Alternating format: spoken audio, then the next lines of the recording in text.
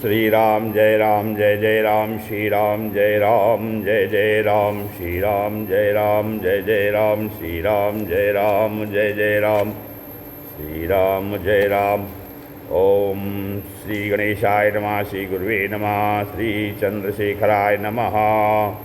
अखंडमंडलाकारं व्याप्तं येन चराचरं तत्पदं दर्शितं येन तस्मै श्री गुरुवे नमः। वक्रतुंड महाकाये सूर्यकोटि समप्रभा निर्विघ्नं कुरु मे देवी सर्वकारेषु सर्वदा। भवानी शंकरो वंदे श्रद्धा विश्वास रूपिणो याभ्यां विना न पश्यन्ति सिद्धा स्वान्तस्तमीश्वरम्। नारायणं नमस्कृत्य नरं चैव नरोत्तमं देवीं सरस्वतीं व्यासं ततो जयमुदीरयेत्। नमो देव्यै महादेव्यै शिवायै सत्यं नमः। नमः प्रकृत्यै भद्रायै निहिता प्रणता स्मताम्। श्री राम जय जय राम। ओम नमः शिवाय हरि ओम नमः शिवाय ओम नमः शिवाय हरि ओम नमः शिवाय नमः शिवाय ओम नमः शिवाय नमः शिवाय ओम नमः शिवाय। हर हर भोले नमः शिवाय हर हर भोले नमः शिवाय नमः शिवाय ओम नमः शिवाय नमः शिवाय ओम नमः शिवाय हर हर भोले नमः शिवाय। श्री शंकर भगवान की जय, श्री सीताराम जी की जय, श्री हनुमान जी महाराज की जय, व्यास जी महाराज की जय, श्री शिव महापुराण की जय, सनातन धर्म की जय, इष्ट देवता की जय, स्थान देवता की जय, कुल देवता की जय, नगर देवता की जय, सब संत भक्तन की जय। जय जय भोलेनाथ हर हर महादेव। श्री राम जय जय राम। श्री राम जय जय राम। श्री राम जय जय राम। श्री राम जय जय राम। श्री राम जय जय राम। सीताराम सीताराम सीताराम सीताराम सीताराम सीताराम। श्री राम जय जय राम। श्री राम जय जय राम। श्री राम जय राम। सत्संग के क्रम में शिव महापुराण की कथा चल रही है, जिसमें आज जो है पार्थिव लिंग पूजन के विषय में कथन किया जा रहा है, गायन किया जा रहा है। उक्ते श्वेतेषु लिंगेषु पार्थिवं लिंगमुत्तमं। सूर्य कहने लगे ऋषियों, जो कहे हुए लिंग में पार्थिव लिंग श्रेष्ठ है, उसका पूजन श्रेष्ठ और लाभदायक है। हे ब्राह्मणों, जैसे सभी देव महेश्वर श्रेष्ठ और ज्येष्ठ हैं, उसी प्रकार सब लिंगों में पार्थिव लिंग श्रेष्ठ है। जैसे सब नदियों में गंगा जी श्रेष्ठ हैं, सभी मंत्रों में ओंकार श्रेष्ठ है। जैसे सभी वर्णों में ब्राह्मण श्रेष्ठ है, जैसे सब पुरियों में काशी श्रेष्ठ है। जैसे सब व्रतों में शिवरात्रि का व्रत श्रेष्ठ है। जैसे सभी शक्तियों में शैवी पराशक्ति श्रेष्ठ है, उसी प्रकार शिवलिंग में पार्थिव लिंग श्रेष्ठ है। पार्थिव लिंग आराधना जो है धन आयु और कार्य साधन करने वाला है। कहते हैं कि जो पार्थिव लिंग बनाकर वेदी का पूजन करता है, धनवान लक्ष्मीवान होकर अंत में रुद्रलोक को जाता है। जो पार्थिव लिंग बनाकर नित्य पूजा करता है, वह अनंत वर्षों तक शिवलोक में रहता है और सकाम पूजा करने से भरतखंड का राजा होता है। अखंड लिंग करना चाहिए। दो खंडों में लिंग बनाने से कम लाभ होता है, मिलता है। चरलिंग अखंड और अचर दुष्खंड कहलाता है। अखंड चरलिंग को पूजा संपूर्ण फल देने वाली है। शिव जी की पार्थिव लिंग पूजा नदी के किनारे, तालाब के किनारे, वन में, शिवालय में तथा पवित्र देश में करनी चाहिए। शुद्ध स्थान की मृत्तिका से शिवलिंग की पूजा करे। ब्राह्मण गौरवर्ण की, क्षत्रिय रक्तवर्ण की, वैश्य पीतवर्ण की और शूद्र कृष्णवर्ण की मृत्तिका से लिंग निर्माण करे। जल से संशोधन कर वेदमार्ग से पिंड बनाकर सुंदर लिंग बनावे। नमः शिवाय इस मंत्र से पूजा के द्रव्य को प्रोक्षण करे। मूरसी इस मंत्र से क्षेत्र सिद्ध करे और आपुष्मान से जल का संस्कार करे।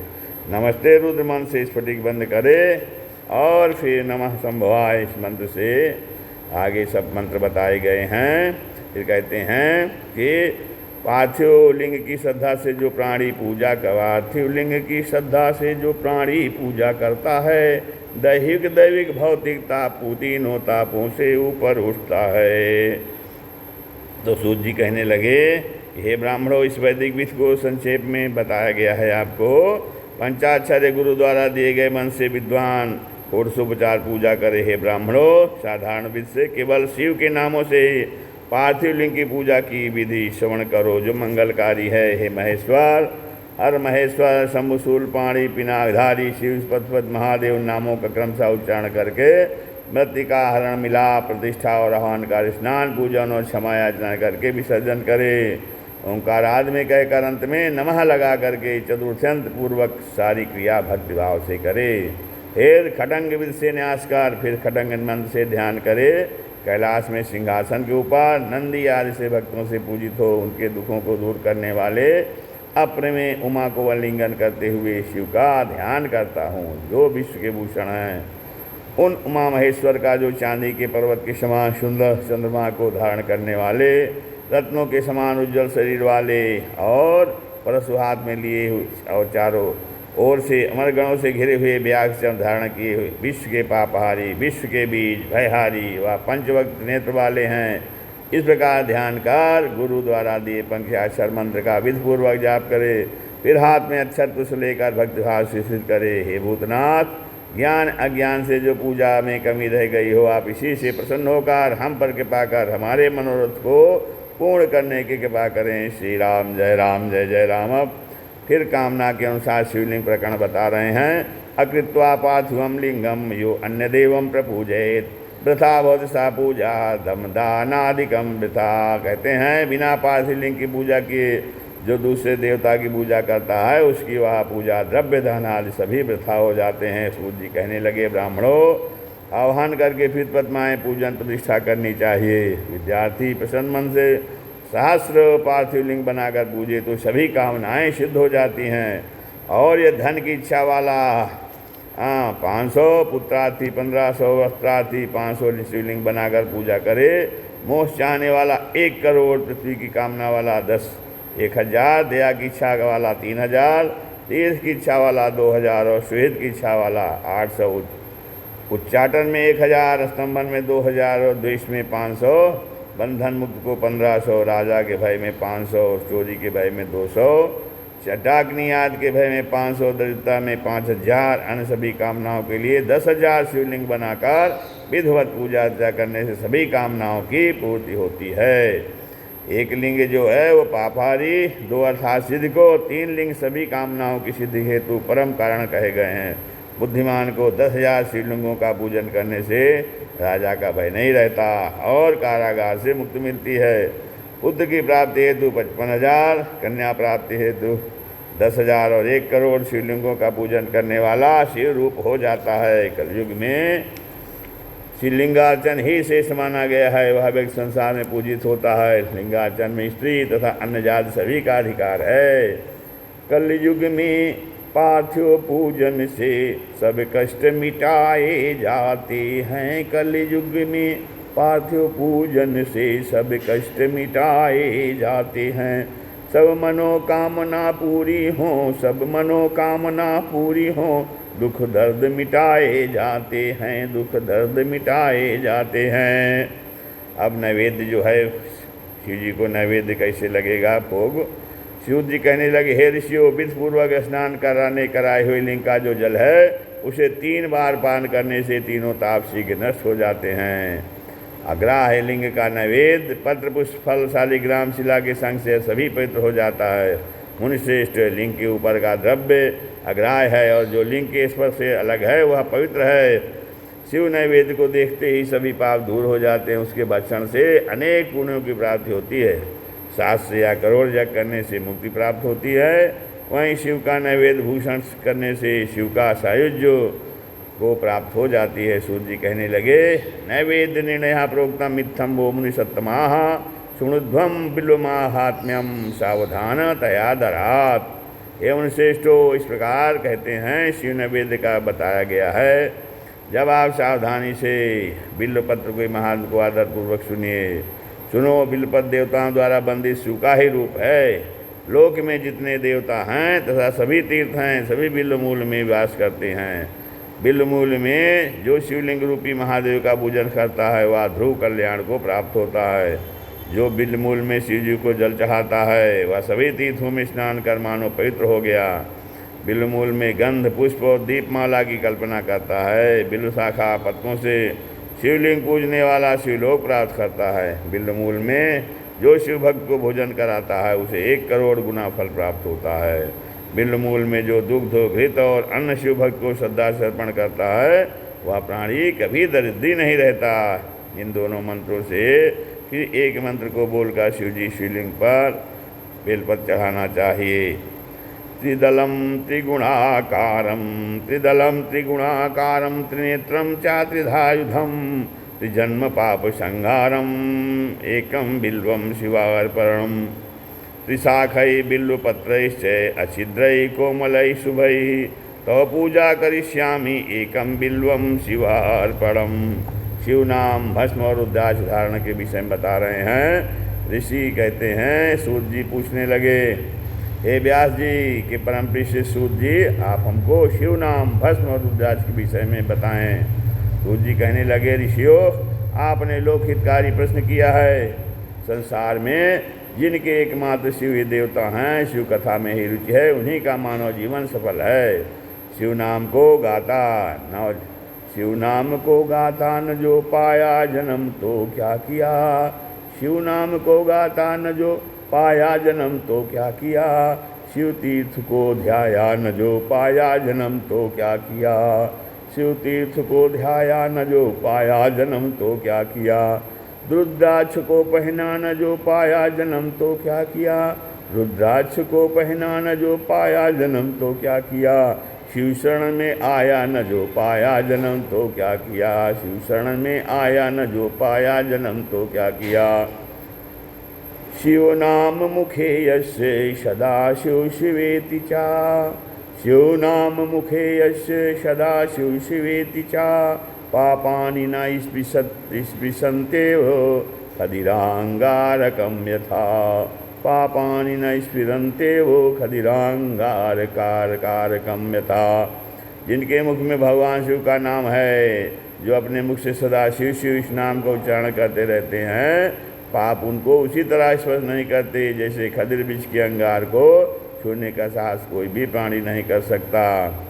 भगवान शिव को नमस्कार है। ऐसा जिस मुख में से निकलता है वह मुख तीर्थ के समान है। जिसके मस्तक पर भस्म नहीं, अंग में रुद्राक्ष नहीं, मुँह में शिव नाम नहीं, वह धर्मी प्राणी त्याज्य है।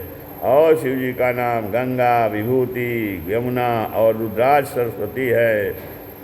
शिव इतना कहना ही पाप रूपी पर्वतों को जलाने के लिए दावाग्नि है। हे मुनि, पापों के ढेर शिव नाम लेते ही नष्ट हो जाते हैं। शिव नाम रूपी नौका का आश्रय लेकर मनुष्य भवसागर से पार हो जाते हैं। जिसके शिव नाम में अखंड भक्ति है उसको मोक्ष भी दुर्लभ है। शिव नाम वेदों का सार रूप है।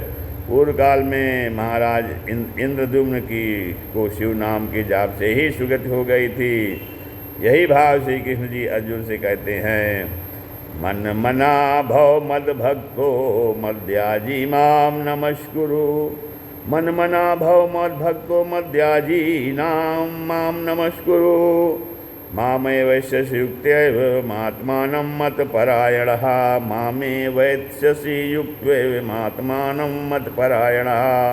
अर्थात अपने मन को मेरे नित्य चिंतन में लगाओ, मेरे भक्त बनो, मुझे नमस्कार करो और मेरी पूजा करो। इस प्रकार मुझ में तल्लीन होने पर तुम निश्चित रूप से मुझे प्राप्त करोगे। भगवान श्री कृष्ण अर्जुन से कहते हैं, भस्म के विषय में बताते हैं। सूत जी कहते हैं, द्विविधम भस्म संप्रोक्तम सर्वमंगलदम परम। सूत जी कहने लगे, सभी प्रकार का मंगल करने वाली अग्रलिखित 2 प्रकार की भस्म कही गई है। भस्म के महाभस्म और स्वल्प संज्ञक। या महाभस्म 3 प्रकार की होती है, श्रौत, स्मार्त और लौकिक होती है। और स्वल्प संज्ञक यह भी बहुधा कही गई, बहुत प्रकार कही गई। ब्राह्मणों को श्रौत स्मार्त भस्म कही गई है और दूसरों को लौकिक ग्राह्य होती है। ब्राह्मणों को मंत्र से भस्म धारण करना कहा गया है, दूसरों को मंत्र वर्जित ही धारण करना कहा गया है। गोबर से बनी भस्म आग्ने यही त्रिपुण्ड द्रव्य है। अथवा विद्वानों को अग्निहोत्र को ही की ही भस्म धारण करनी चाहिए। तथा यज्ञ से प्रादुर्भूत भस्म त्रिपुंड धारण को ग्राह्य है। महर्षि जाबाली ने मंत्रपूर्वक त्रिपुंड और उद्धूलन शरीर में भस्म लगाना कहा गया है। शिव विष्णु से त्रियक त्रिपुंड धारण किया हुआ उमा देवी और लक्ष्मी से नित्य प्रशंसित होता है। उद्धूलन और त्रिपुंड जो नित्य धारण नहीं करते वो संसार सागर से पार नहीं जाते होते हैं। जो ज्ञानी शिवाग्नि से राजु से त्रिमन से भस्म लगाता है वह भस्म के स्पर्श करते ही समस्त पापों से छूट जाता है।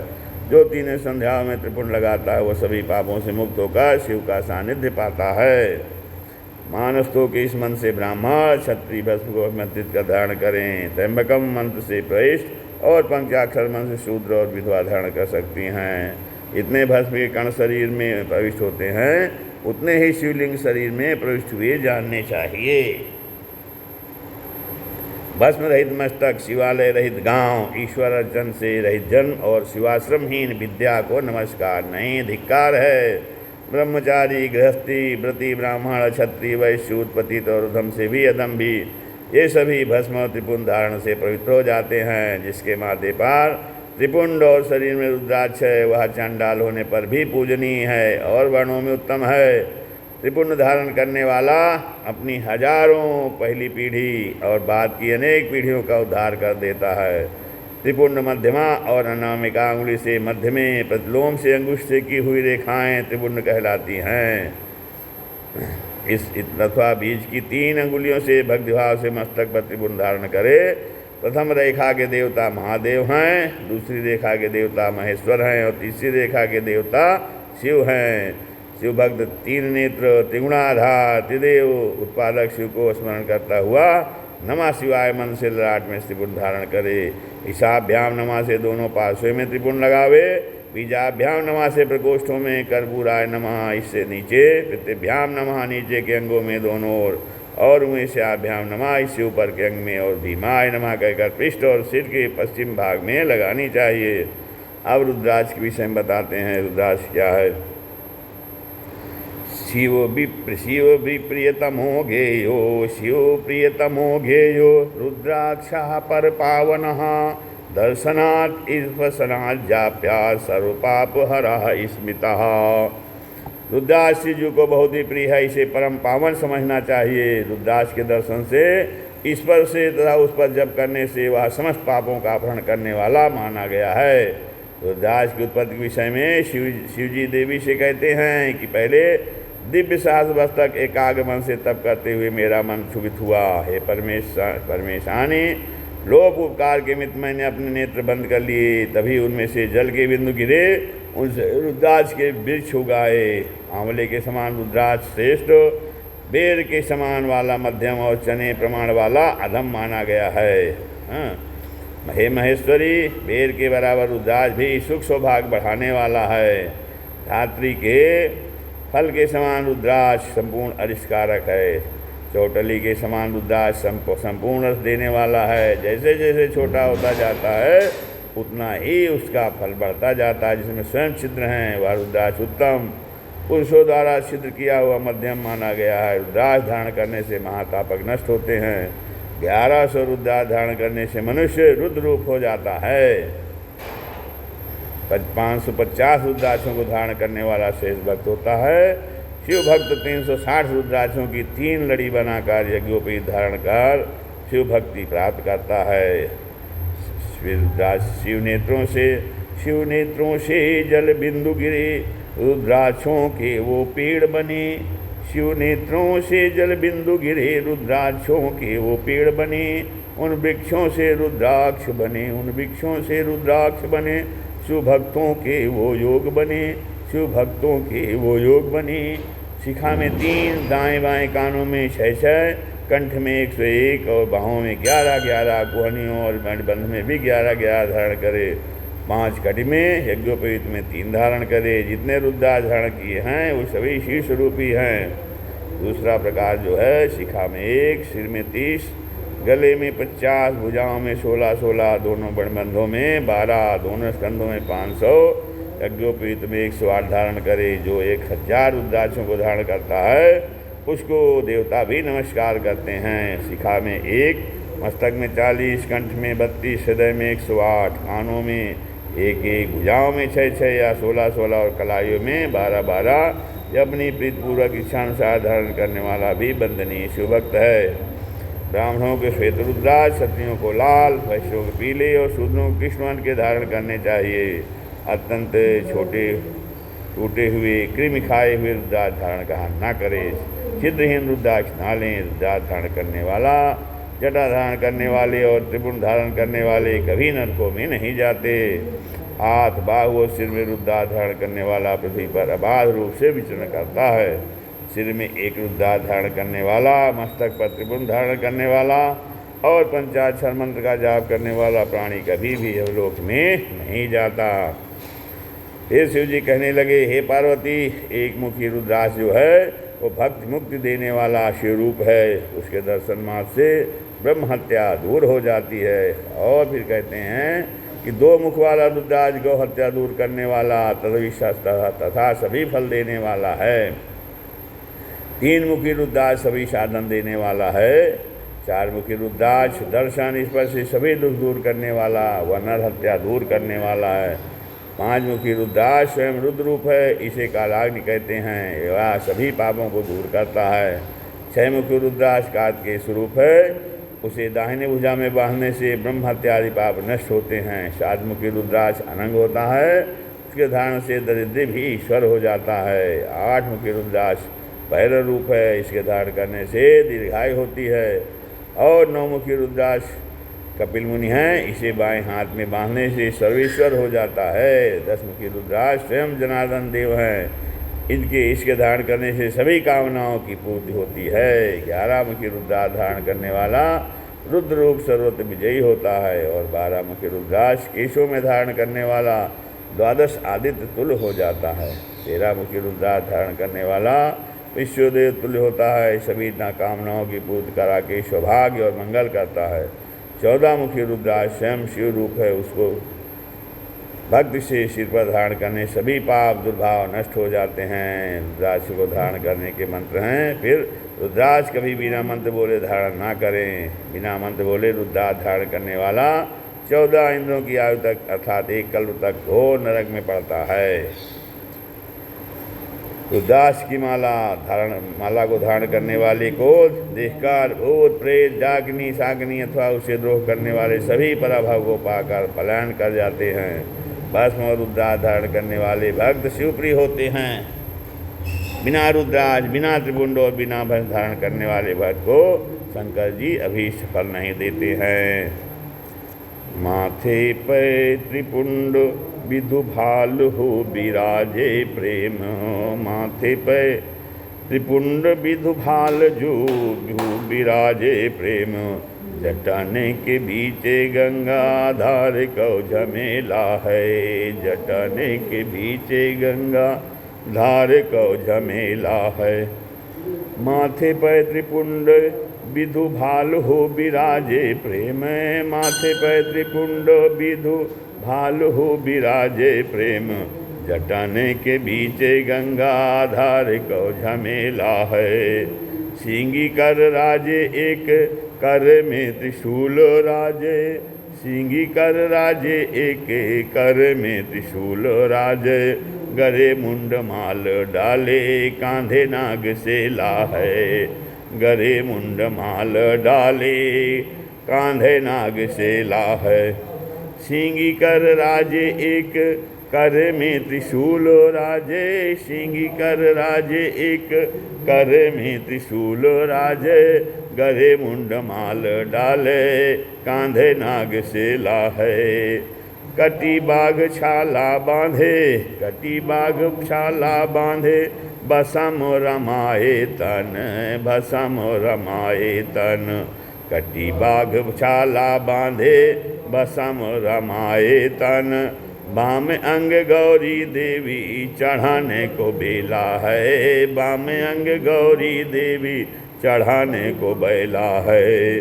कटी बाघ छाला बांधे बसम रमाए तन। बाम अंग गौरी देवी चढ़ाने को बेला है। धेला है न पल्ले खर्चीला है अजूबी भांति, धेला है न पल्ले।